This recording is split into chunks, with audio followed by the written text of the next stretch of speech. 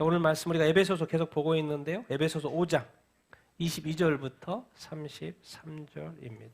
에베소서 5장 22절부터 33절 이렇게입니다. 자, 우리 같이 한번 에베소서 5장 22절 33절 같이 한 목소리로 같이 읽어보겠습니다. 시작. 아내들이여 자기 남편에게 복종하기를 주께 하듯 하라. 이는 남편이 아내의 머리됨이 그리스도께서 교회의 머리됨과 같음이니 그가 바로 몸의 구주시니라. 그러므로 교회가 그리스도에게 하듯 아내들도 범사에 자기 남편에게 복종할지니라. 남편들아 아내 사랑하기를 그리스도께서 교회를 사랑하시고 그 교회를 위하여 자신을 주심같이 하라. 이는 곧 물로 씻어 말씀으로 깨끗하게 하사 거룩하게 하시고 자기 앞에 영광스러운 교회로 세우사 티나 주름 잡힌 것이나 이런 것들이 없이 거룩하고 흠이 없게 하려 하심이라. 이와 같이 남편들도 자기 아내 사랑하기를 자기 자신과 같이 할지니 자기 아내를 사랑하는 자는 자기를 사랑하는 것이라.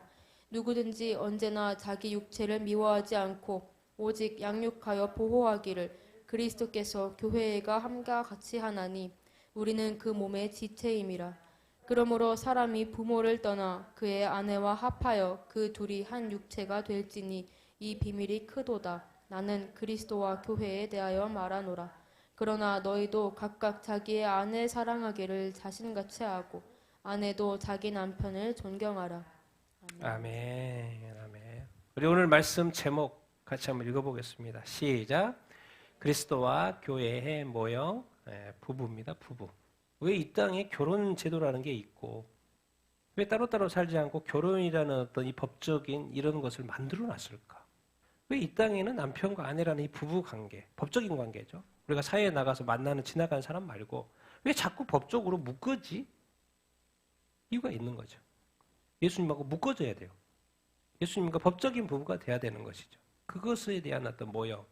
그래서 그리스도와 교회, 결국에 이제 부부긴 한데 이 부부의 모델이 바로 예수님과 우리의 어떤 이 관계를 설명한 것이다 라는 이야기, 오늘 이야기를 해보도록 이렇게 하겠습니다.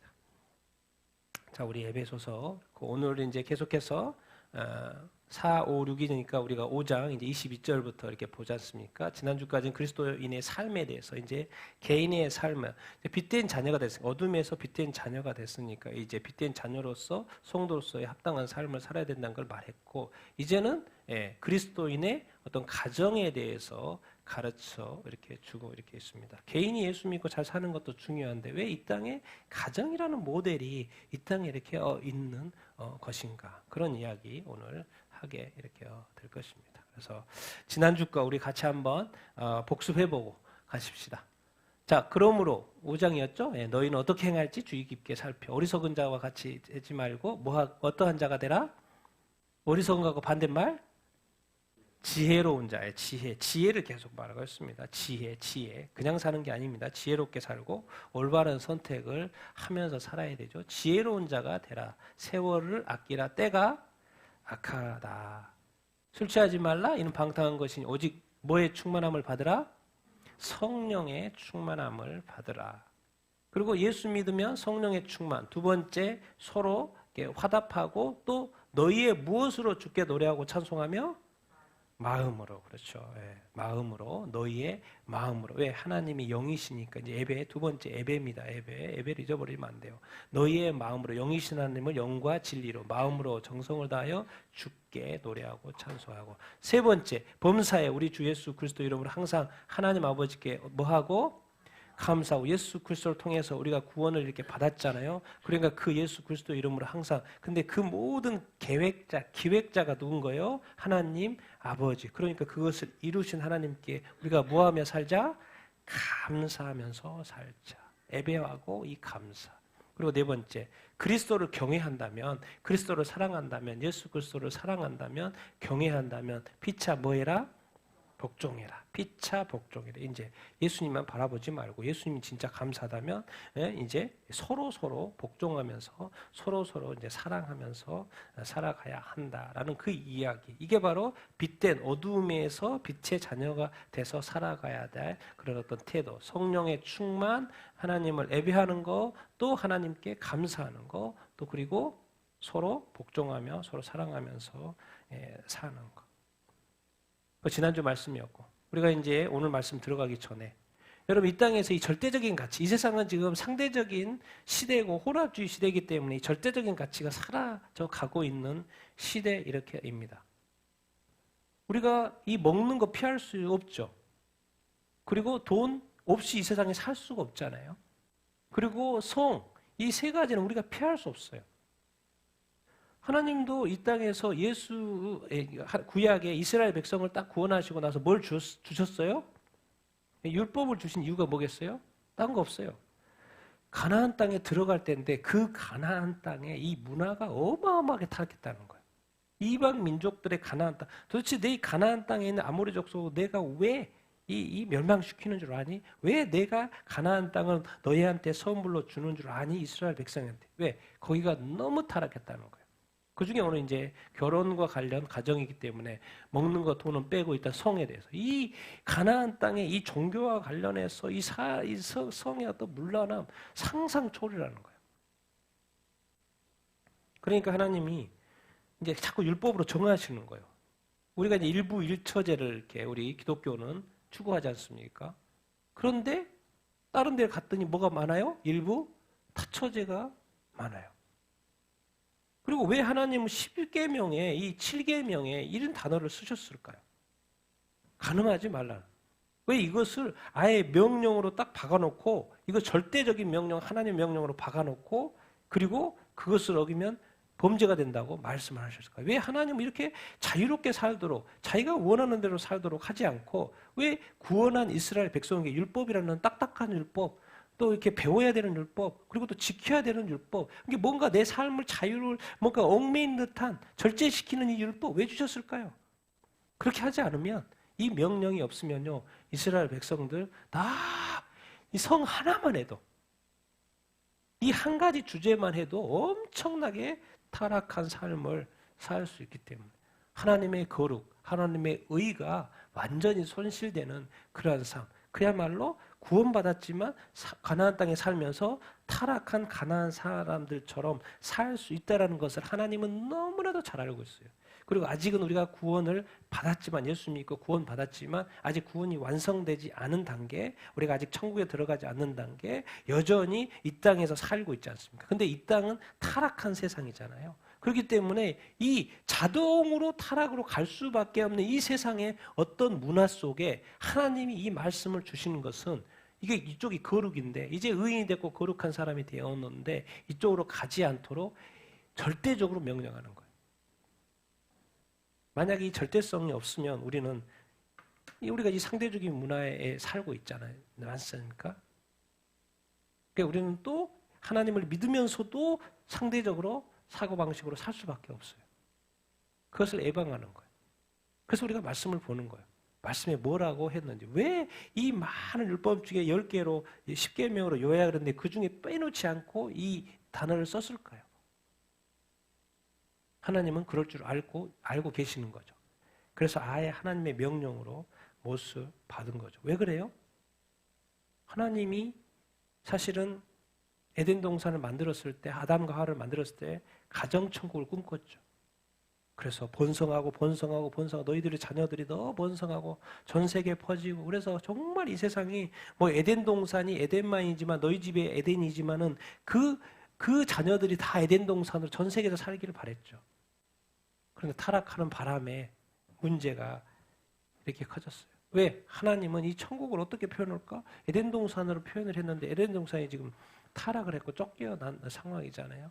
그럼 결국 하나님은 어디서 다시 또 만들기 시작하냐면 어디에서요?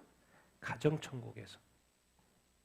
그 장소적인 정말 저 천국도 있지만 이제 가정에서 천국, 가정천국을 누려야 되는 어떤 그런 상황. 거기에서 그럼 어떻게 해야지? 우리 같이 한번 우리 아내부터 오늘 이렇게 나오는데요. 같이 한번 22절부터 24절 같이 한번 읽어보겠습니다. 시작. 아내들이여 자기 남편에게 복종하기를 주께 하듯 하라. 이는 남편이 아내의 머리됨이 그리스도께서 교회의 머리됨과 같음이니 그가 바로 몸의 구주시니라. 그러므로 교회가 그리스도에게 복종하듯 아내들도 범사에 자기 남편에게 복종할지니라. 오늘 지금 이 사도 바울이 에베소 성도들에게 하는 말, 아내들에게 말하는 거 자기 남편에게 뭐 해라? 복종해라라는 단어를 쓰고 있어요. 자, 세상은 그 당시에 이제 이 로마 당연하죠. 당연히 그 당시에 아내들은 남편에게 복종이 뭡니까? 복종이고 굴종이죠. 그 당시에 그 로마 사회 문화는 여자하고 애들은 아무것도 아니에요. 남편이 모든 권력을 가지고 있습니다. 그래서 남편이 가정에서는 왕처럼 군림하고 있는 그 당시의 로마 시대. 당연한 거예요, 이거는 어떻게 보면. 그런데 교회가 생기고 남자도 예수 믿고 여자도 예수 믿고 남편도 예수 믿고 또 아내도 예수 믿고. 그런데 이 성경에서 말하는 이 가치는 뭐예요? 아담과 하와는 동등한 거예요. 그러니까 이 교회 문화는 뭡니까? 남편과 아내는 절대로 상하 관계가 아닙니다. 가볍게 봐서 안 돼요. 서로를 바라볼 때. 우열 관계가 아니에요. 남편과 아내는. 종속 관계가 아닙니다. 또 굴복 관계도 아니에요. 그런데 사실은 그 당시에 로마 문화는 다 이 관계였죠. 거의 사람 취급 안 되는 아내는, 집안에서는. 그런데 교회가 생기더니 다시 회복이 된 거죠. 아, 태초에 하나님이 만드셨던 이 남녀 관계는, 이 가정이라는 것은 지금 로마 사회가 타락해서 그런 거지 사실은 그게 아니었구나라는 것을 교회가 가르쳐 주는 거죠. 말씀이 가르쳐 주는 거죠. 그러면 왜 굳이 하나님께서는 왜 이런 단어를 쓰고 계시는 걸까? 남편에게 뭐 해라? 복종해라. 그러면서 이걸 뭐 하듯 하게라? 죽게 하듯 하라. 이건 꼭 지키라는 것이죠. 알고 봤더니 뭐냐면 하나님은 지금 무엇을 말씀하고 있냐면 남녀 차별이 아니고 창조의 순서. 1차적으로. 누구를 먼저 창조했어요? 누구를 먼저 창조했어요? 네, 여자분들 아쉬워도 어쩔 수 없어요. 하나님이 그렇게 하셨어요. 하나님이 어쨌든 뭐로 창조했죠? 이 땅에 흙으로 창조 이렇게 했죠. 어쨌든 남자를 먼저 창조를 했어요. 그리고 그 남자의 갈빗대로 누구를 창조했어요? 여자애를 창조. 그러니까 남자는 이 땅에 흙으로 나왔는데 여자는 어디서 나왔어요? 흙에서 나온 게 아닙니다. 착각하시면 안 돼요. 어디서 나왔어요? 남자의 뼈, 갈빗대에서 나왔어요. 이따도 말씀을 이렇게 보겠지만. 그러고 보니까 뭔가 하나님께서 창조의 순서가 있어? 그러니까 하나님은 이 가정을 남녀 만들고 남편과 이렇게 아내가 만나고 하는데 뭔가 가정에 뭘 세우고자 하는 거예요? 질서에 질서. 이게 차별이 아니라 또 질서, 순서. 그래서 이런 표현을 쓰고 있어요. 남편이 아내의 뭐다? 머리다라는 단어를 쓰고 이 시대에 이런 단어 잘못 쓰다가 머리 맞죠, 진짜. 머리 맞아요, 머리 맞아. 어떻게 남녀가 평등이고, 이 페미니스트들 이런 데 앞에서 이런 단어 쓸 수 없죠.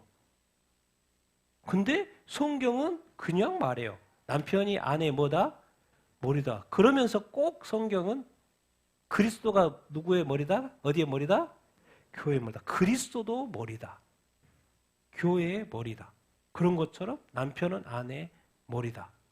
그 예수님이 바로 몸, 그리스도의 몸, 교회의 구주다. 구원하셨어요. 그렇죠? 맞죠? 자, 그러므로 교회가 그리스도에게 뭐 하든 우리가 예수님에게 복종하잖아요. 교회 믿는 자들이 복종을 하잖아요. 우리가 당연히 복종을 하고 있고 복종을 해야죠. 말씀에 복종을 해야죠. 좀 더 이제 순화적인 표현으로는 이제 다른 번역본들에 보면은 순종이라는 단어를 쓰고 있어요. 그래서 순종. 우리가 그리스도에게 순종하잖아요. 말씀에 순종하잖아요. 주님의 부르심에 순종하잖아요. 저도 2001년도에 주님이 갑자기 부르시니까 순종한 거죠. 갑자기 직장생활 열심히 하고 있는데 왜? 그냥 다니면 되지. 그리고 안 그러면 지금까지도 직장생활 하고 있었겠죠. 근데 갑자기 그 어떤 9.12 사건을 통해서 갑자기 나를 부르신다는 마음이 그냥 들어요. 그냥 드니까 기도했더니 맞는 거예요. 그래서 바로 직장 나온. 왜? 주님이 부르셨는데 순종 안 하면 안 되죠. 안 하고 계속 회사에 머물러 있는 거는 나는 좋을고 나는 행복하게 살 수 있지만 주님은 기뻐하지 않는 것이고 나는 그리스도에게 나의 주인한테 뭐 하지 않는 거, 나의 구주한테 복종하지 않는 거죠. 그러니까 당연히 교회는 우리 성도들은 그리스도에게 복종하는 것이 당연하게 생각하고자 그런 것처럼 아내들도 범사에 자기 남편에게 뭐 해라? 복종해라. 이게 뭔 말이냐면 이제 하나님이 남녀 부부 관계 세웠지만은 사실 남편을 뭐로 세운 거예요? 영적 가장. 이 역할을 사실은 잘해줘야죠. 누가 잘해요? 네, 유대인들이 잘하죠. 유대인들 남편, 아내 역할을 해줬고 이 남편과 아내가 우리 아이들을 얼마나 케어하고 교육을 철저하게 시킵니까? 그러니까 그 자녀애들이 또 예수님을 믿고 하나님을 믿고 예수님을 안 믿고 하나님을 믿고 또 그 자녀들이 하나님을 믿고 그 하나님을 믿고 하나님을 믿고 몇천 년 동안 그러고 있어요. 누가 잘한 거예요? 아버지가. 지금이야 이제 이스라엘 딱 가보면은 진짜 세속적인 그리스도인들이 아니 세속적 유대인들이 엄청나게 많지만 지금까지 아직까지도 수천 년이 지나도 아버지가 영적 가정 역할을 잘한 거죠. 그리스도는 안 믿어도 요즘은 뭐 예수 그리스도를 믿는 유대인도 많이 생겼지만은 지금까지 하나님이 창조의 순서에 따라서 질서를 만들어놨는데 이게 가장이 가장 역할을 제대로 못하면 이제 뭐가 되는 거예요? 가정에 이제 문제가 어려움이 생기는 거죠. 참 이 하나님은 양보를 하는 게 없습니다. 우리한테 해야 될 건 해야 되는 거예요. 우리 아내들 자기 남편에게 복종하기. 근데 이거를 이제 세상은 이렇게 하죠. 로마 시대는 여기까지. 근데 꼭 교회는 누구를 붙여놨어요? 죽게 하듯 하라. 또 우리가 교회가 죽게 복종하듯 하라. 자, 어제 이게 이제 이 아내들에게 하는 말이고, 자, 그럼 남편은 같이 시작. 남편들아, 아내 사랑하기를 그리스도께서 교회를 사랑하시고 그 교회를 위하여 자신을 주심같이 하라. 이는 그분께서 교회를 물로 씻어 말씀으로 깨끗하게 하사 거룩하게 하시고 그분께서 교회를 점이나 주름이나 거룩한 것이 조금도 없는 영광스럽군 자신에게 제시하려 하시며 오직 그것을 거룩하고 흠없게 하려 하심이라. 그러니까 가정이 영적 가장에 의해서 잘 이렇게 순서대로 질서대로 이렇게 가잖아요. 근데 그 영적 가장이 누군 거예요? 사실은 남편인 거예요, 남편. 근데 남편은 근데 놀라운 건 뭐예요? 이 되게 이 아내들한테 하는 이 복종하라는 말은 되게 짧아요. 그런데 이 남편한테 하는 말은 몇 배나 될까요? 3배나 길어요, 엄청. 왜 이렇게 했는지 이게 의미가 있는 것인지. 의미 있다는 뭐 표현은 없지만은 어쨌든 본문이 길어요. 남편에게 하는 말이. 그만큼 남편의 역할이 중요하다 안 중요하다? 엄청 중요하단 말이에요. 3배로 중요하다 그 말인 것 같아요. 남편들아 아내를 사랑해라. 저기는 이제 아내한테 남편에 복종하라 그랬고 근데 아내를 뭐 해라? 사랑해라. 누가? 그리스도께 교회를 사랑하고. 그럼 사랑이 뭔데요? 그 교회를 위하여 누구를 주신 거예요? 자기 자신을 주고. 자신을 죽었다, 자기 자신을 주었다는 말이 뭔 말입니까? 죽었다는 말이에요. 죽었다는 말이에요. 죽었다는 말이에요. 준다는 말이 그냥 뭐 이게 아니고 죽었다는 말입니다. 여기서의 사랑은 아내를 사랑하라는 그 사랑은 어떤 사랑인 거예요? 네, 무슨 사랑? 아가페 사랑입니다. 아가페 사랑. 아가페 사랑 무슨 사랑? 희생적인 사랑. 자기를 희생을, 자기가 죽는 거예요. 그리고 자기 유익을 구해 안 구해요? 구하지 않죠. 사랑은 뭐예요? 자기 유익을 구하지 않고 남의 유익을 구하는 것이 고린도전서 13장에 나와 있잖아요. 여기서의 남편의 아내 사랑은 아가페 사랑이에요. 그리고 희생적인 사랑입니다. 그리고 자기 자신의 목숨을 주는 사랑이에요. 왜? 그리스도가 교회를 위하여 자기 목숨을 바쳐서 죽으셨잖아요. 어떻게 하셨는데? 예수님이 교회를 물로 씻었어요. 뭐 세례 느낌이 딱 나잖아요. 물로 씻었어. 뭐 깨끗하게 하려고 뭐 더러운 것 좀 깨끗하게 세탁하고 물로 씻었어. 그리고 또 무엇으로 깨끗하게? 말씀으로 깨끗하게. 결론은 어떻게 되는 거예요? 다시 씻고 나니까 거룩하게 되는 거예요. 결국 씻고 하는 것이 뭐라면 하나님이 태초에 인간을 만들었는데 원래 어떻게 만드는 거예요? 거룩하게 만들었던 거죠. 왜? 하나님이 거룩하신 하나님. 다시 예수 그리스도로 말미암아 거룩하게 만드신 거예요. 누가? 예수 그리스도께서 뭐를 교회로. 그러니까 이제 이런 생각을 해봐야 돼요. 도대체 나는 아내를 남편들은 어떻게 대하고 있냐라는 거죠. 과연 이 아내를 거룩하게 만들어주고 깨끗하게 만들어주고 하나님 아버지 앞에 거룩하게 흠이 없게 서게 해주려고 하는 그런 자세로 대하고 있냐라는 거죠. 성경이 지금 가르쳐주고 있는 거예요. 성경을요 항상 기억해야 하는데 하나님이 말씀하시는 대로 해야 돼요. 내가 이렇게 하고 싶은 대로 하는 게 아니에요. 그래서 우리가 말씀을 보는 거죠. 그분께서 예수님께서 그분께서 교회를 씻으시고 깨끗하게 하시고 그분께서 교회를 이제 어떻게 뭐가 없고 점이나 주름이나 그러한 것이 어떻게 조금도 없이 어떻게 하지? 그렇게 가능하지? 왜? 교회는 그 영광스러운 교회는 뭐가 없어야 된다는 거예요? 점도 줌도 그런 것이 조금도 없어요. 이게 지금 제가 이렇게 이 표시를 해놓은 것은 우리 개정판이 좀 번역이 좀 그래서 다시 원래 번역대로 한 거예요. 그래서 다른 번역본을 가져온 거예요. 그래서 이게 앞뒤가 지금 바뀌어 있어가지고 이게 뒤로가 있어서 원래 바로 잡은 거. 그래서 점이나 주름이나 그런 것이 조금도 없는 영광스러운 교회. 영광스러운 교회가 영광스러운 이런 어마어마한 주님이 핏값으로 세워준 이 교회가 이런 교회라는 것이죠. 그리고 결국 그거를 자신에게 뭐 하려고? 나타내게 하려고, 드러내게 하려고. 오직 그것을 뭐 하고? 거룩하고 또 뭐 없게? 흠 없게, 점 없게, 주름 없게 하시려고 하는 거예요. 그러니까 이 땅에서의 이 남편들의 역할, 아내를 바라보고 가족들을 향한 그거, 우리 가족이 영광스러운 교회로서 뭐예요? 하나님 아버지 앞에 점도 없이 흠도 없이 깨끗하게 거룩하게 씻어주는 역할들을 누가 해야 된다는 거예요? 누가 해야 돼요? 남편이에요. 아내를 시켜 먹으려고 하면 안 된다는 거예요. 서로 사랑하고 섬기고 너무 좋습니다. 근데 궁극적으로는 아내를 바라볼 때 무슨 관점이 있어야 돼요? 아내는 뭐다? 아내는 뭐다?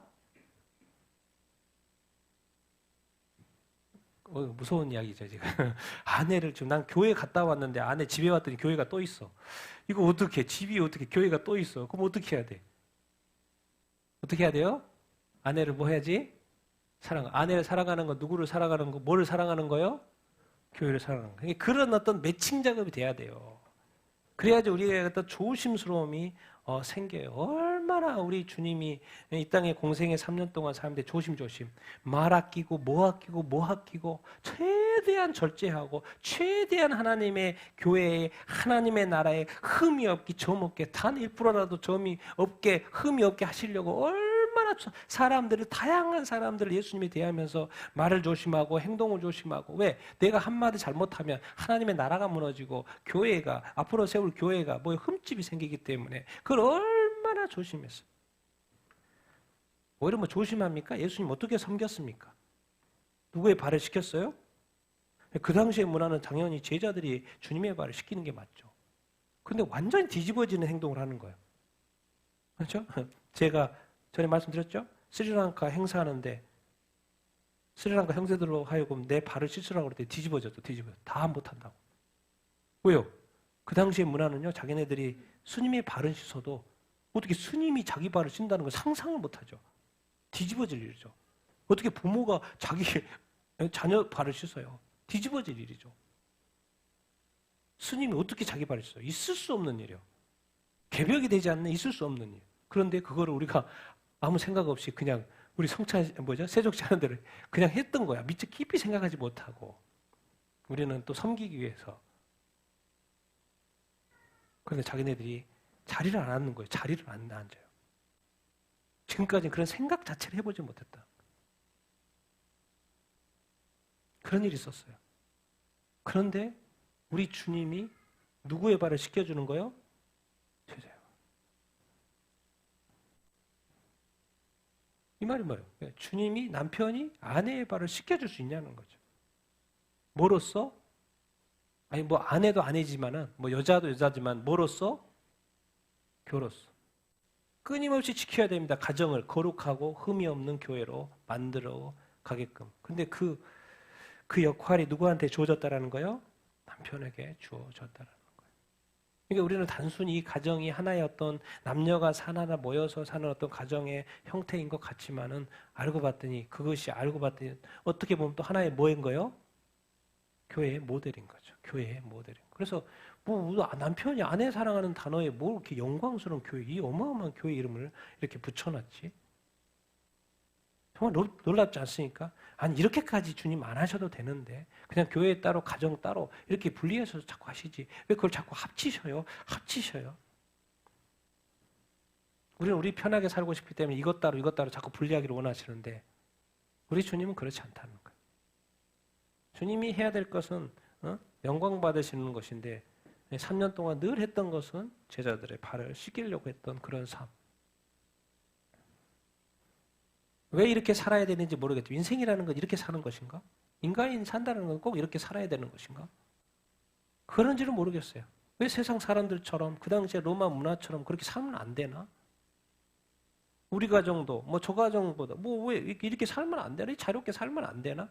왜 굳이 우리 가정이 교회가 돼야 되는 것이지? 왜 예수님은 이 땅에 오셔가지고 왜 그렇게 사셨지? 뭐 시간 낭비 아니야? 그게 아니라는 거예요. 이 세상은 이제 뭐가 됐다는 거예요? 왜곡됐다는 거예요. 타락했다는 거예요. 잘못됐다는 거예요. 그래서 예수님이 이 땅에 오셔서 다 바로 세우려고 하신 거예요. 타락한 가정이 다시 온전한 가정이 되도록. 그런데 온전한 가정이 되기 위해서는 방법이 있다는 거예요. 근데 그 방법, 예수님이 말씀하신 방법, 하나님 말씀 방법으로 따라야지 된다는 거예요. 그 말은 뭔 말이야? 내 마음이 그 말씀에 힘을 실어야 된다는 거예요. 믿고 거기 말씀에 뭐 해야 된다? 순종해야 된다. 그런데 오늘 말씀 보니까 남편들한테 말하는 거예요. 가정을 뭐로 생각할 수 있어야 된다? 교회로 생각해야 되고 자녀를, 아내를 사랑해야 되는데 교회 멤버로 생각해야 된다. 근데 이 세상에 문제가 이제 많죠. 남편이 예수님을 안 믿는 가정도 있고 이런 게 이게 안 되는 거죠. 그런데 이제 또 같이 믿는 경우 이런 이야기를 들어야죠. 실천을 해서 다른 믿지 않는 가정, 믿지 않는 남편이 볼 때 이렇게 또 모델이 되어주고 그렇게 해야죠. 예수님이 십자가에 못 박혀 주셔서 우리를 깨끗하게 하시고 거룩하게 만들어 놨는데요. 내가 가정에서 이 가정교회를 계속 허문다? 엄밀히 말하면 이게 지금 주님한테 이렇게 큰 코 다칠 일입니다. 내가 하나님이 예수님이 세우신 걸 다 허물고 있는 거예요.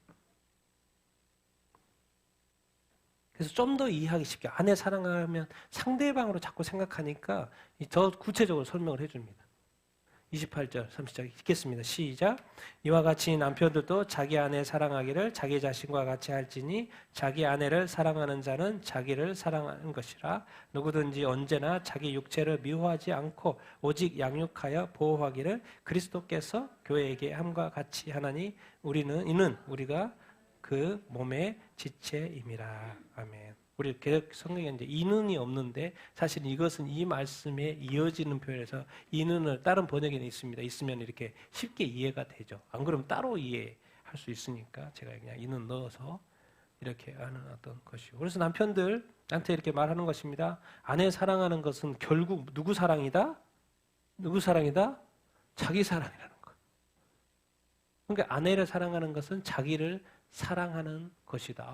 누가 자기 육체를 미워합니까? 어느 누가 회사를 출근하는데 그냥 출근하는 사람이 있어요. 거울 다 보고 또 스킨도 바르고 뭣도 바르고 머리도 만지고 다 양육 또 건강을 위해서 늘 노력하고 서로 보호하고 그렇게 해서 누구나 다 그러지 않습니다. 누구나 다 그러지 않습니다.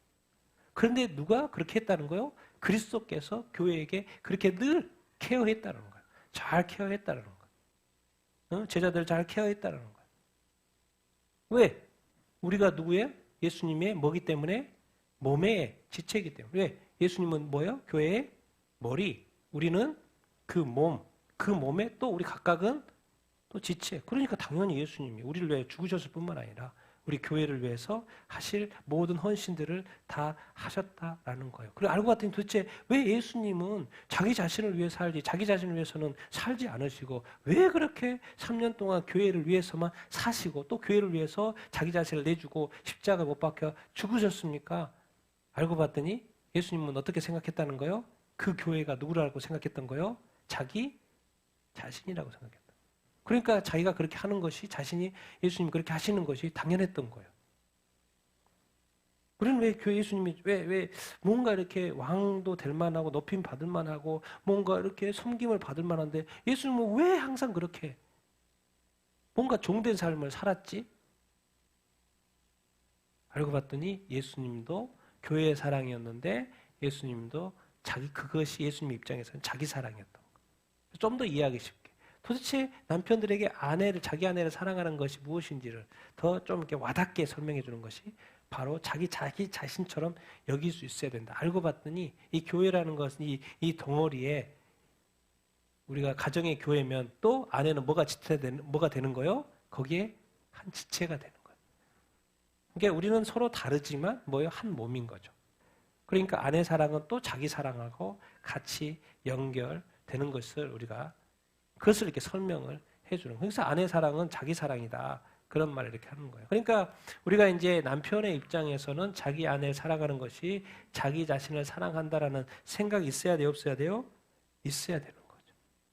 그런데 우리는 대부분 남편 따로 아내 따로라는 어떤 약간 이분법적인 사고를 이렇게 하시죠. 이게 바로 정확히 말하는 성경적인 관점이고요. 영적 관점입니다. 여러분 만약에 예수님이 자기 삶을 살아버렸다면 만약에 예수님이 교회를 사랑하지 않고 예수님이 십자가에 못 박혀 죽으시지 않았다면 진짜 우리가 말하는 대로 예수님은 왜 그렇게 사셔요? 예수님 삶을 사세요. 그렇게 해서 예수님이 실제로 예수님의 삶을 살았다고 생각해 보십시오. 그럼 우리는 지옥 가죠. 왜? 예수님이 나의 죄를 위해 십자가 못 박혀야 되는데 나의 죄가 그대로 남아있으니까 우리는 그냥 지옥 가는 거예요. 그럼 돼요? 안 돼요? 안 돼요. 그러니까 이건 있을 수 없는 거예요. 그러니까 남편이 아내를 사랑하지 않는 건 있을 수 없는 거예요, 사실은. 우리 그렇게 생각하지 않잖아요.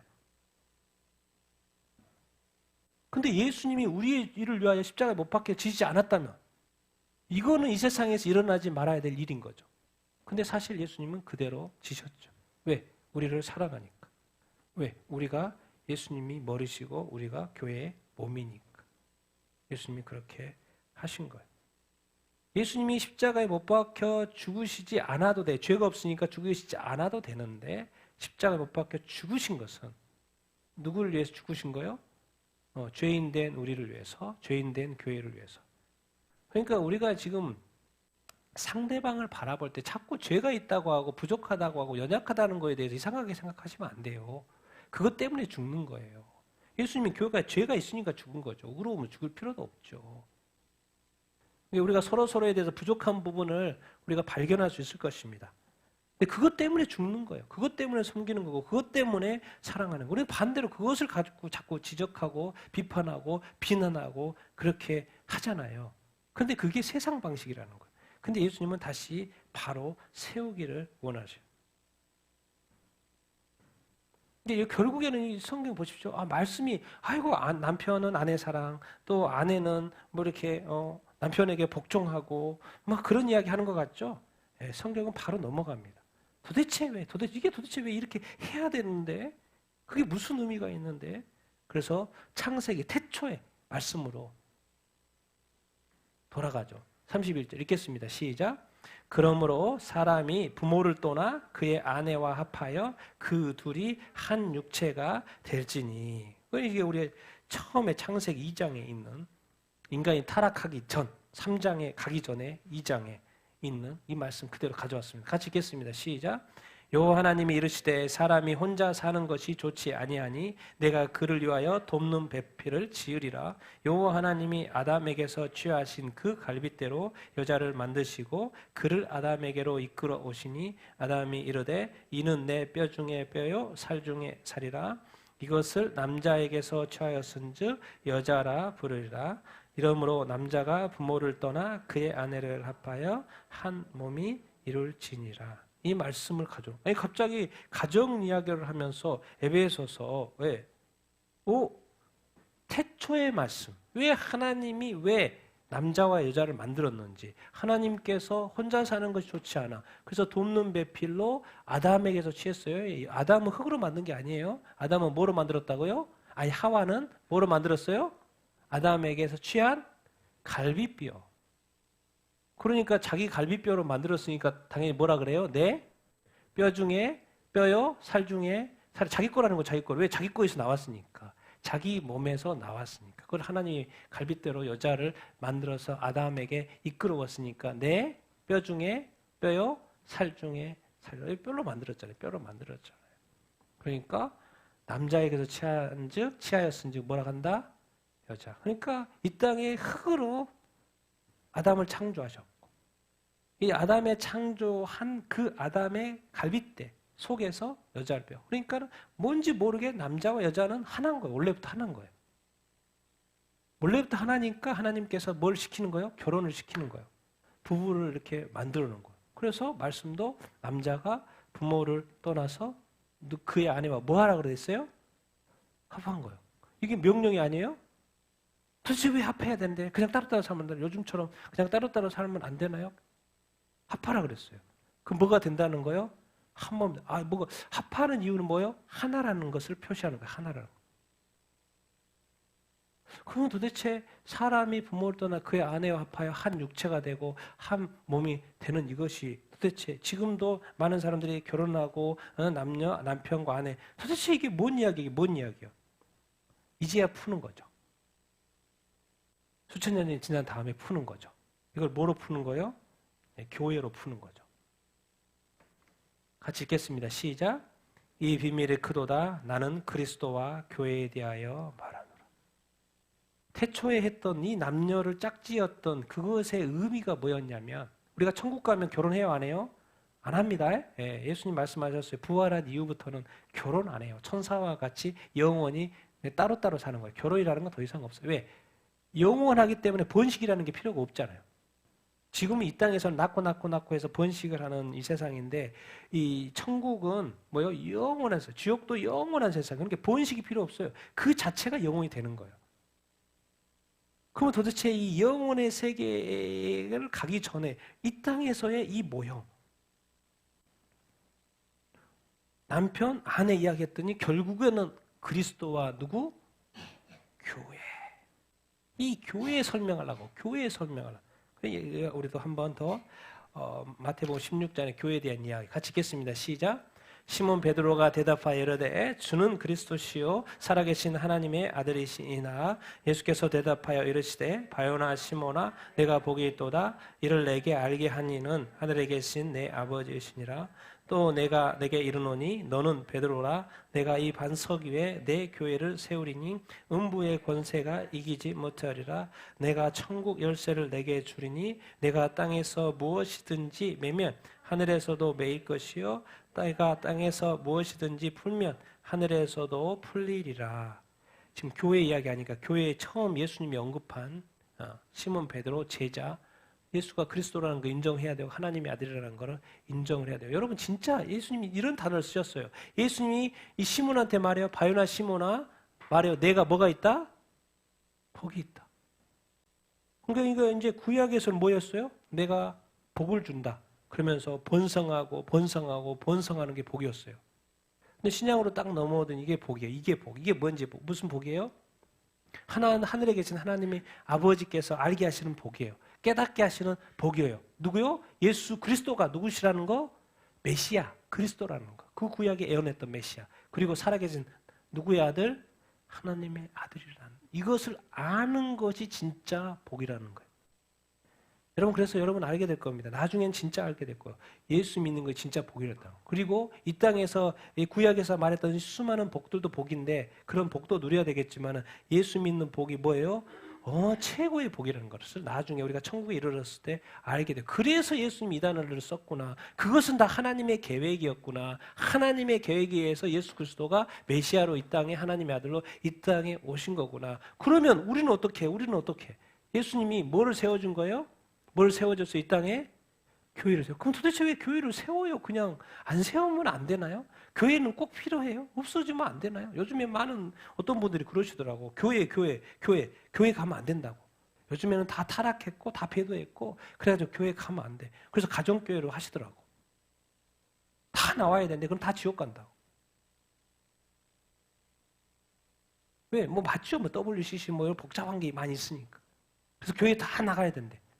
그래서 자기 교회 가면 안 된대. 좀 더 생각해 봐야 될 문제예요. 단순한 문제가 아닙니다.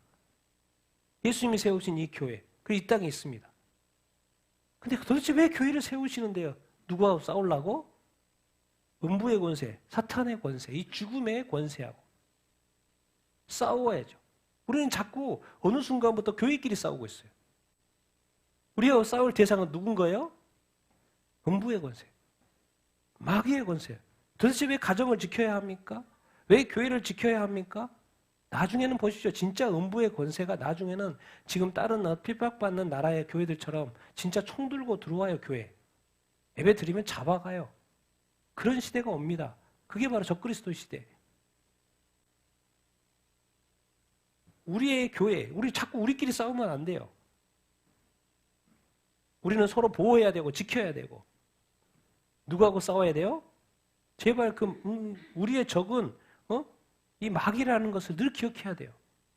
우리는 자꾸 막 사람들끼리 엄청 싸우잖아요. 근데 성경을 보십시오. 사람끼리는 서로 용서하고 화해하고 화목하고 뭐 이렇게 품어주고 그러고요. 성경은 철저하게 특히 신약 시대에는 구약 시대는 죽이고 칼은 칼이고 이는 이죠. 근데 신약 시대에는 뭐예요? 서로 용서하고 7번에 70번씩이라도 용서하고 품어줘요. 사람에 대해서는 철저하게. 왜? 이제 그 사람이 지옥가, 천국가 그 문제예요. 이 땅에서 잠깐 부딪히는 그거 가지고 그렇게 하면 안 된다는 거예요. 구약에서는 그렇게 했는데 이제는 절대 그렇게 하면 안 된다는 거예요. 서로 사랑하고 용서하고. 그리고 이제부터 신약 시대는 너의 적은 누구라는 거예요? 음부의 권세예요. 사망 권세예요. 마귀의 권세예요. 제발 좀 적을 알고 좀 싸우라는 거예요. 구약 때는 그렇게 지금처럼 세상 사람처럼 막 싸워도 됐지만 그래서 가정이 파괴되고 뭐 되고 신약 시대는 그렇지 않다라는 거예요. 적을 정확히 하라는 거예요. 적을 정확히 하라는 거예요. 예수님이 세우신 교회, 또 가정교회, 이 수많은 전 세계 교회는 주님이 세우신 거예요. 뭐 하라고? 음부의 권세와 싸우라고. 근데 한 가지 주님이 약속하신 게 있어요. 음부의 권세는 교회를 절대로 뭐 하지 못한다? 이기지 못해요. 진짜 그렇다고 믿습니까? 저는 여러분 가정 귀한 줄 아십니까? 여러분의 가정은요, 마귀가 절대로 파괴시키지 못해요. 왜 그래요? 노터치예요. 나는 터치를 해도요, 마귀는 터치를 못해요. 왜 그래요? 주님이 허락하지 않아요. 왜? 그게 뭐기 때문에? 주님의 교회이기 때문에. 그러니까 주님이 다 막아주시는데 다 교회를 누가 파괴하고 있어요? 목사님들이 파괴하고 있어요. 성도들이 파괴하고 있어요.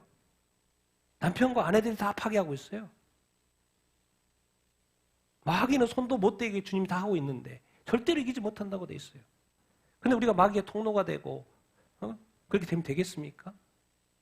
여러분 도대체 이 교회 왜 중요합니까? 천국과 관련됐어요. 이 땅과 하늘을 잇는 이 도구가 바로 이 땅은 이 땅, 그리고 하늘은 뭐예요? 천국. 그리고 거기는 뭐예요? 이 땅에 있는 뭐예요? 교회. 이 교회가 뭡니까? 천국하고 지옥하고 연결하는 그 통로 아닙니까? 그러니까 주님이 교회를 세우신 거 아니에요. 그래서 교회가 있는 것이고 우리가 뭐 교회 믿는 사람들의 무리지만 이런 장소에 하나 공간에 불과하지 않습니까? 그리고 우리가 예수 믿는 사람들이 이렇게 교회에 이렇게 있는데 근데 이 교회가 그냥 하나의 장소 같고 그냥 그냥 교회 다니는 사람 같지만은 이 사람이 지금 뭐하고 연결되어 있는 거예요? 천국하고 연결되어 있는 거예요. 그런데 마귀가 그걸 알아요. 그러니까 죽으라고 마귀가 공격하는 거예요. 이 불화살을 쏘아대는 거예요. 이기려고 자기가. 근데 예수님은 이미 선포했어요. 죽음의 권세 탁 깨버리고 이제 부활의 권세로 주님은 영원히 부활해요. 일단 부활은 영원한 부활이에요. 한 번 부활에 또 부활 이런 개념 없어요. 한 번 부활은 영원한 부활. 예수 그리스도가 교회를 세우신 그 이김은요. 영원한 이김입니다. 여러분이 쓰러져도 이겨요. 왜? 쓰러져도 죽어도 어디 가요? 천국 가니까 이기는 것이죠. 우리는 천국의 권세를 가지고 천국의 시민권을 가진 시민인 줄로 이렇게 믿습니다. 그래서 절대적으로 우리는 베드로한테 가르쳐주는 거예요. 아, 음부의 권세가 있다. 음부의 권세가 근데 절대로 너희들을 건드리지 못할 것이다. 그래서 베드로도 뭐예요? 결국에는 자기가 십자가에 거꾸로 매달려 죽었다고 그랬잖아요. 왜? 그럼 어째 십자가에 거꾸로 매달려 죽었으니까 주님을 그렇게 섬겼으니까 실패한 겁니까? 아니요. 최고의 영광을 주님이 받으신 거죠. 그러면 됐죠. 내가 고통받으면 고통받을수록 이 복음을 위하여 믿음을 위하여 고통받으면 받을수록 주님이 더 영광 받으신다는 거. 왜? 알고 봤더니 주님도 그렇게 하셨다는 거. 이 교회라는 것이 그렇게 만만한 게 아닙니다. 가볍게 생각해도 안 되고. 근데 오늘은 지금 뭐예요? 가정교회를 말하고 있는 거예요. 남편과 아내, 그리스도와 교회. 이게 어마어마한 이야기를 하고 있는 거예요. 그래서 지금까지는 구약시대는 숨겨졌었어요. 근데 교회 이야기를 할 수가 없었기 때문에, 예수님이 아직 안 오셨기 때문에. 그래서 이 사람이 부모를 떠나서 아내와 합하여 한 육체가 되고 비밀 그리스도와 교회 되는 이거. 다른 데는 이런 표현이 있잖아요. 같이 읽겠습니다. 시작. 우리가 주목하는 것은 보이는 것이 아니요 보이지 않는 것이니 보이는 것은 잠깐이요 보이지 않는 것은 영원함이라. 우리가 지금 보이는 세상에 살잖아요. 잠깐의 세상에 살고 있습니다. 그러나 궁극적으로는 하나님도 그렇고 예수님도 그렇고 보이지 않고 영원하신 영원의 삶, 영원, 영생, 천국 이것에 대한 거, 이것에 대한 알고 봤더니 남편과 아내의 관계가 이 깊이라는 게 있어요. 사실은 우리는 그냥 살아서 그렇지. 예수님이 볼 때 이 가정은요 어마어마한 거예요. 사실은 도대체 무슨 비밀이에요? 어? 이 땅에 이 비밀, 이 지상에 많은 모델들이 있어요. 근데 알고 봤더니 원형은 어디가 다 있는 거예요? 천국에 다 원형이 있는 거예요. 그럼 이 부부가 뭐예요? 이제 남편과 아내가 뭐예요? 결혼하잖아요. 법적으로 하나가 되잖아요. 그 법적으로 하나가 된다는 건 뭔 말이에요? 나중에 봤더니 요한계시록 19장에 뭐가 있어요? 어린 양의 혼인잔치가. 알고 봤더니 교회가 뭔 거예요? 그리스도의 신부인 거예요. 그래서 결국 이 세상의 심판 다 끝나고 뭐가 딱 나타나요? 어린 양의 혼인잔치. 이 부부라는 것이 다툴 수도 있고 쓸 수도 있고 뭐 이렇게 티격태격 하지만은 이 개념을 어디다가 심어놨냐면 나중에 예수님과 결혼한다는 그것을 미리 경험케 하는 거예요. 근데 우리는 여기서 좀 불안하죠. 그렇지만 나중에 우와 그때 그 결혼하는 그거 이거 우리도 또 하네. 여기서 천국에서 누구랑 예수님과 하네. 그러니까 이제 느낌이 있을 거 아니에요. 인간은 해봤으니까 아니까 이 세상 결혼 제도를 알지 않습니까? 이 부부의 이 개념이 그런 거예요. 성전도 가봤더니 성전 하니까 뭐 건물 같기도 하고 뭐 같기도 한데 하나님 임재하시고 알고 봤더니 성전의 어떤 장소 개념이 아니었고 하나님 자신이었던 거죠. 하나님 거리. 왜 요한계시록 다 나와있잖아요. 이 땅에 에덴 동산 하나님이 만들어놔가지고 너무나 좋은 동산에서 천국과 같은 에덴 동산에 딱 만들어내. 그게 또 나중에는 실제로는 어딘 거예요? 이 구원받은 자가 교회가 살게 될 천국이다. 알고 봤더니 영원한 세상에 앞으로 있을 예수 그리스도와의 그 결혼, 이 모든 것들이 다 모델이었던 거예요. 그러니까 우리는 뭐 하면 돼요? 조금만 참으면 됩니다. 지금 어떻게 보면 우리는 어떤 모형에 살고 있어요. 근데 궁극적으로는 우리 하나님 아버지를 만날 것이고요. 궁극적으로는 예수 그리스도하고 우리가 결혼하게 될 것입니다. 그래서 이 땅에서는 좀 티격태격하고 좀 부족한 것이 이렇게 있어도요. 그 예수님의 말씀대로 좀 이렇게 남편들이 해야 될 일, 이렇게 아내가 해야 될 역할들 우리가 다 할 수 있었으면 이렇게 좋겠습니다. 질서도 이렇게 지키고. 근데 결국에는 이 모델이 뭐냐면 그대로 앞으로 이루어질 그리스도, 신랑 되신 그리스도와 교회에 대한 또 신부가 나중에 한 가정을 이루어서 영원히 살게 될 그것에 대한 모델이라는 것을 그래서 그러고 보면 가정은 엄청나게 이렇게 하죠. 그래서 마지막으로 정리합니다. 33절. 같이 읽겠습니다. 시작. 그러나 너희도 각각 자기의 아내 사랑하기를 자신같이 하고 아내도 자기 남편을 존경하라. 한 가지 변화된 게 있죠. 마지막 정리인데 너희도 각각 자기 아내를 사랑하라는 거죠. 남편에게 말하는 거죠. 남편 지금 길게 해서 마지막에 남편들은 각각 자기 아내를 뭐하라? 사랑해라. 근데 뭐같이? 자기 자신을 챙기는 것처럼 아내를 챙기라는 거예요. 자기 자신을 사랑하는 것처럼 아내를 사랑해라. 그런데 이제 아내에게는 단어가 좀 바뀌어 있어요. 자기 남편을 뭐 해라고 돼 있어요? 존경하라고 돼 있어요. 단어를 바꿨죠. 앞에서는 뭐라고 돼 있어요? 자기 남편을 뭐 해라? 복종해라고 그랬죠. 근데 여기서는 뭐라고 그랬어요? 존경해라고 이렇게 되어 있죠. 먼저 사랑부터. 자, 사랑은 뭐예요? 예수께서 자기 자신을 주신 거죠. 그러니까 결국 사랑은 알고 봤더니 뭐예요? 자기 자신을 뭐 하는 거예요? 만약에 예수님이 사랑이 뭐 포기예요. 사랑은 더 퍼주는 거 아니에요? 예수님이 결국에는 퍼준 건 맞는데 자기 자신의 생명을 퍼준 거였어요. 사랑이 알고 봤더니 자기 자신을 포기하는 거였어요. 그런 것처럼 남편들도 자기 아내를 사랑할 때 자기 자신을 포기하고 자기 자신을 내어줄 수 있어야 된다. 그러면 존경함, 아내는 존경이라는 단어를 썼는데 앞에는 복종이라는 단어를 썼거든요. 근데 결국 이렇게 정리가 됩니다. 존경하게 되면 복종이 자동으로 하게 되죠. 왜? 존경스러우니까 당연히 복종을 이렇게 하게 되죠. 순종을 하게 됩니다. 근데 순종도 결국에는 어떻게 해야지만이 순종이 돼요? 자기 자신을 뭐 해야지만이? 네, 순종이 그냥 됩니까? 자기 자신을 포기해야지 되지. 그래서 우리가 마지막으로 정리해야 됩니다. 정리하기를. 결국에는 우리는 불안해요, 안 불안해요? 서로 불안합니다. 아직 이 세상이고 서로가 이렇게 불안하고 불안정하고 이렇게 그렇습니다. 서로 인정을 해야 됩니다. 우리는 아직 온전한 그리스도의 장성한 분량이 이르지 않았고 온전한 인격과 온전한 성품과 온전한 이런 것들이 하지 않아요. 그래서 우리가 서로 불완전하다는 걸 서로 이렇게 인식하고 이제 중요한 건 이 가정은 누구의 가정이다? 하나님의 가정이다. 하나님의 교회고 하나님의 나라라는 거예요. 우리는 하나님의 시민이고 하나님의 가정이다. 그렇게 해서 뭐 해야 된다는 거요? 완성된 게 아니니까 부족하니까 불완전하니까 뭐하고 노력하고 그럼 노력하고 노력해야 된다는 것도 실수가 있다 없다? 있다라는 거죠. 그러면 뭐 해야 된다?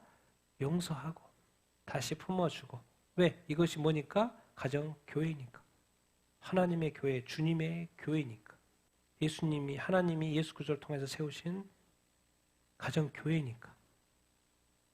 그래서 이제 우리가 온전히 이것이 우리 이 땅에서는 되게 천국에서는 뭐 당연히 이럴 일이 없겠지만 다 온전해지니까 이 땅에서는 우리가 서로의 부족한 것을 서로 인정해 주자는 거예요. 서로한테 자꾸 완전함을 요구하지 말고 서로한테 이게 뭐 어떻게 하지 말고 이러나 저러나 좀 하지 말고 이랬으면 좋겠다 저렇게 했으면 좋겠다도 잊지 말고 나는 그냥 섬기고 사랑하고 기다려주고 용서해주고 품어주고 왜? 이것은 누구의 가정이니까?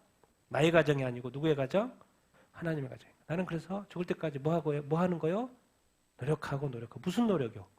사랑하려고 노력하고 섬기려고 노력하고 칭찬해주고 위로해주고 격려해주고 왜? 서로의 불안함을 나도 불안하고 상대방도 불안하고 그러니까 우리 가정도 사실 불안해요. 언제든지 뭐가 일이 터질지 모르겠어요. 그런 가정 그런 걸 주님이 모를까요? 알죠. 그런데 중요한 건 항상 잊으면 안 돼요. 그 가정은 누구의 가정이다? 이것을 잊어버리면 안 돼요. 나는 하나님을 믿고 있는 하나님의 자녀고 우리 가정도 하나님의 가정이고 그리고 나는 내가 해야 될 일이 있는 거예요. 뭐하고? 노력하고 예수고 남편을 아내를 사랑할 때 자기 자신을 내주는 거죠. 예수님이 내줬던 거. 여기 상당 우리가 어떻게 해야 될지 모르겠어요. 예수님이 어떻게 했지? 말씀도 가르쳐 주잖아요. 예수님이 하셨던 대로 그렇게 해야 합니다. 왜? 그래야지만이 이 땅에 믿는 자의 가정의 모델이 옆에 믿지 않는 가정에 또 이렇게 영향을 미치고 그래서 그 사람들이 교회를 또 나올 수 있는 계기가 되고 그리고 가정천국도 이루고 옆에 사람도 구원받을 수 있는 뭔가 어떤 나눌 수 있는 그것이 또 발견이 되어지고 증거가 되어지고 그래서 이 하나님께 1차적으로는 어쨌든 이 법적으로 하나 되게 하신 것은 나중에 법적으로 영원히 하나님과 우리 교회와 나와 이 그리스도가 하나 될 거라는 거 예표라는 것만 우리가 기억하셔요. 그리고 그것은 이제 주님 오시면 다 이루어질 일입니다. 그리고 그것이 또 곧 이루어질 거예요. 근데 그날이 되기까지 우리가 아직은 수고를 해야 된다는 거예요. 아직은 노력을 해야 된다는 거예요. 그리고 지켜야 될 것은 악한 마귀는 어쨌든 우리 하나님의 가정을 깨려고 하고 불화살을 엄청나게 쏟고 여러분을 통로로 삼을 거예요. 근데 대적할 때 제발 서로에게 대적하지 말고 누구한테 대적해라? 제발 좀 아내한테 막 뭘 하지 말고 마귀야 떠나가라 이렇게 말해야 된다니까요. 왜 나를 통해서 역사하려고 하냐? 마귀야 떠나가라. 마귀한테 꾸짖어야지. 자꾸 엉뚱하게 꾸짖으면 안 돼요. 어차피 우리는 주님 오시기 전까지 불안하다니까요. 꾸짖는다고 뭐가 되는 건 하나도 없어요. 바뀔 것도 하나도 없어요. 우리는 끝까지 품어주고 끝까지 사랑하고 끝까지 용서하고 끝까지 기다려주고 끝까지 하고 중요한 건 왜 그렇게 해야 되는데 왜 그렇게 된대요? 내 가정이면 내가 마음대로 하죠. 그런데 누구의 가정이에요? 하나님의 가정. 좀 더 구체적으로 성경이 뭐라고? 하나님이 짝지어준 것을 사람이 나눌 수 있다 없다? 없다. 맨날 그 주례사에서 목사님이 하는 말. 근데 얼마나 요즘에 많이 막 나눠줍니까? 우스워요, 그냥. 그냥 설교 때나 주례사로 하는 말들이지 더 이상 성경 말씀은 지켜지지 않아요. 이혼율이 뭐 전 세계에서 기독교 국가가 이혼율 50%, 한국도 다른 나라도 뭐예요? 그냥 설교용, 잠시 설교용으로 쓰는 말이지 지켜지지가 않아요. 하나님의 가정이 지켜지지 않는다니까. 누구에 의해서? 예수 믿는 사람들에 의해서. 우리가 그런 삶을 살고 있는데 그건 뭐예요? 또 누구의 역사인 거예요? 마귀의 역사인 거예요. 하나님이 짝져진 것을 사람이 나눌 수 없다.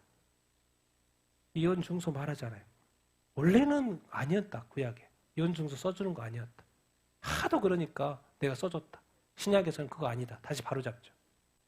도대체 그 주님의 뜻이, 하나님의 뜻이 무엇인가를 우리가 잘 아는 것이 중요하고, 이 가정천국 알고 봤더니 이 하늘천국이었다라는 것을 우리가 인식하고, 지킬 것은 지키고 버릴 것은 버리고,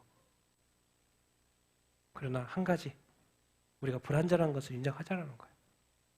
서로 완벽을 또 요구하지도 말고 있는 모습 그대로 받아주고 또 이렇게 품어주고 사랑해주고 또 복종해야 될 거 복종하고 그렇게 사는 여러분들 다 되길 예수님의 이름으로 축원드립니다. 여러분의 가정이 쉽진 않겠지만 가정천국 이루고 또 하나님의 가정 꼭 악한 마귀와 대적해요 이기는 여러분들 다 되기를 예수님의 이름으로 축원드립니다. 그게 승리입니다. 그게 승리. 그 승리를 맛볼 때 나중에 예수님과 그 결혼하게 될 때 그때 그 쾌감을 여러분이 알게 될 것입니다. 여러분의 하나님의 은혜가 여러분의 가정에게 또 우리 남편과 아내분들에게 있게 되기를 예수님의 이름으로 축원드립니다. 여러분 그렇게 온전하게 될 때 그것이 누구한테 흘러가요? 그 선한 영향력이 자녀들한테 또 이웃들한테 흘러갑니다. 그런 은혜가 있게 되기를 예수님의 이름으로 축원드립니다.